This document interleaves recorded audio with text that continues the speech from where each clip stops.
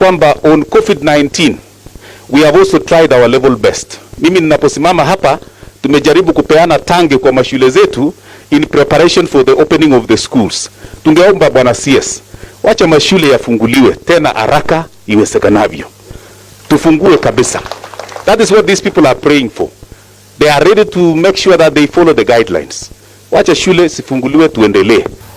As you are all aware, our children are at home. I am one person who is always consistent. So when you see people portraying me as inconsistent, it is those people who are portraying me that are inconsistent for their own reason. Because I say the same message morning, afternoon, and night. And you have already heard people saying that we said we are opening in November. We didn't say any such thing. What we said when we met as a stakeholders group to consider the options, because the virus is flattening and it is very good news for all of us. We sanctioned the experts to go and work on a timetable, which I myself, I don't know. So the papers like the Standard, who are giving the details of those timetables, I don't know who they are talking to. And I said, as far as the Ministry of Education is concerned, I am the spokesperson. My brother Bailey is here, he can confirm that I may not have a bird's eye view until Saturday. But whatever they come up with will be presented to us on Monday.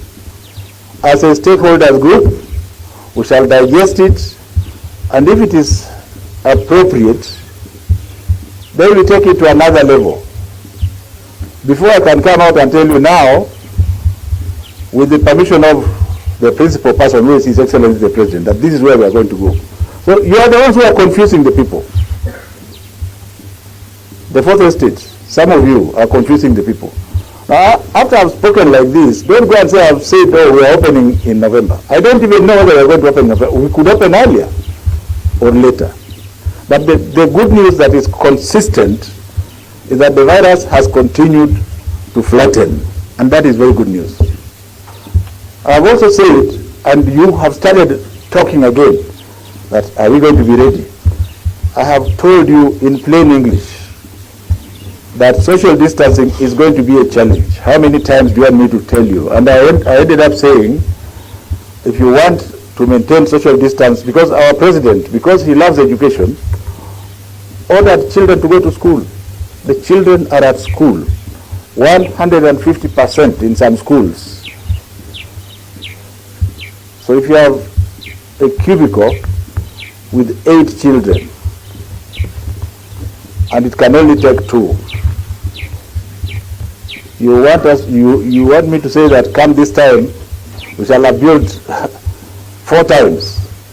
You must be crazy in your head, because it has taken many years to build the structures that you see, and the government is doing everything possible.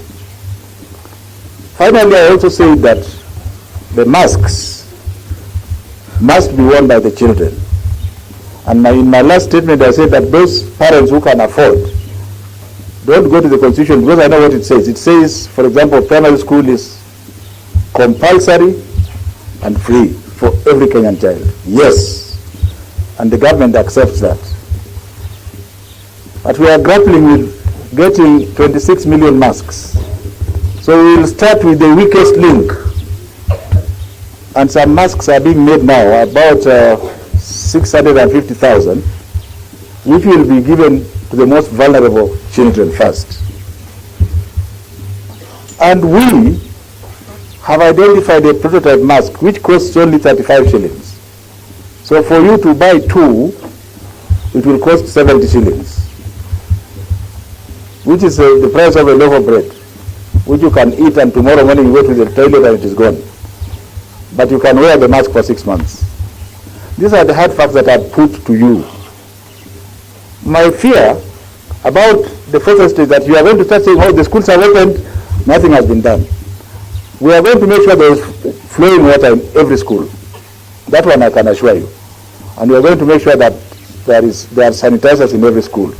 We are going to be sure that every child is masked. where the mask will come from, we must start considering. For example, if I have a child in a public school, I will not accept government mask. I can afford to buy mask. Excuse me, please, isn't it?